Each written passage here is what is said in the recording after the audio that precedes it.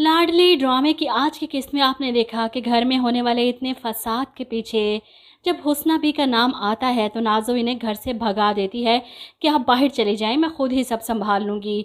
और अरसल जब सुंदस की बात पर हुस्ना बी को चिल्लाकर आवाज़ें देता है तो सब घर वाले इकट्ठे हो जाते हैं।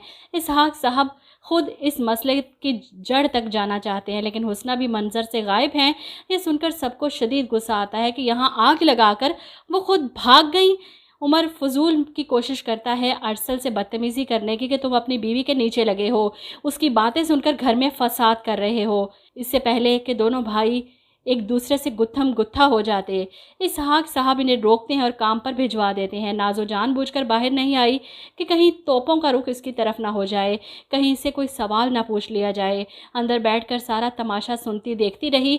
और ऐसे में सबाहत बेगम जब सर पकड़े अपने कमरे में बैठी हैं कि ये सब हो क्या रहा है मेरे घर में, सुंदस तो इनकी सोच से भी ज़्यादा तेज़ निकली, जैसे मेरे बेटे को अपनी उंगलियों पर नचा रही है।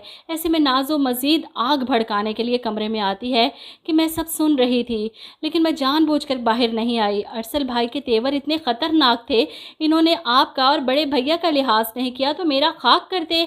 यहाँ पर सबाहत बेगम को शदीद गुस्सा आता है। कहता तो सही तुम्हें कुछ भी, हशर नशर न कर देती मैं उसका। माँ की यही तरफदारियाँ नाज़ो का दिमाग 7वें आसमान पर पहुँचा चुकी हैं। लोहा गर्म देखकर वो चोट लगाती है कि अम्मी मुझे नहीं पता, किसी भी तरह करके सुंदस आपी को आप तलाक दिलवाएं और इस घर से निकालें। वहीं दूसरी तरफ सुंदस अपने बड़े बाबा के पास बैठी इनसे बात कर रही है, इन्हें समझा रही है कि इस घर में कुछ ठीक नहीं हो रहा। मैं नहीं चाहती कि अरसल और उमर भाई आपस में लड़ें, लेकिन इसकी वजह क्या है ये भी तो सोचें। कौन है जो इस घर में लड़ाइयाँ करवाना चाहता है?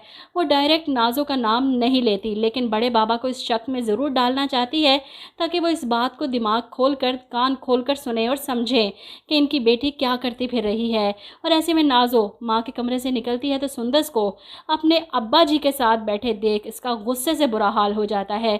छोटे भैया को हमसे दूर करके सुकून नहीं मिला आपको, जो आप अब्बा को हमारे खिलाफ भड़का रही हैं बैठकर। इसहाक साहब चौंक कर अपनी बेटी को देखते हैं, जैसे वो मासूम और भोला समझते थे आज किस तरह अपनी माँ की तरह चपड़ चपड़ बोल रही है।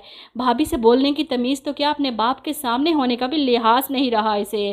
खैर 60 एक साथ होने वाली हैं और इस नाज़ो का कोई अंजाम नहीं दिखाया जा रहा। अभी इसकी शादी होनी है, रोहान ने इसको सीधा करना है। इस हिसाब से तो 100 एक साथ से ऊपर जाएगा ये ड्रामा।